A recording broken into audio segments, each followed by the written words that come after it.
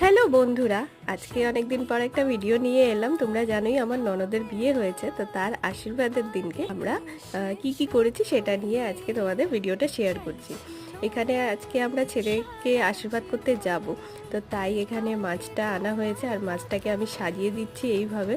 তো আমার এক কাকিমা আছে, উনি আর কি খুবই মজা করছেন, খুব আনন্দ করছিলেন। আর এখানে আছে মাছের গয়না, এই গয়নাটা পরিয়ে দিতে হবে। আমি এটা প্রথমবার দেখলাম যে মাছকে এরকম গয়না পরানো হয়।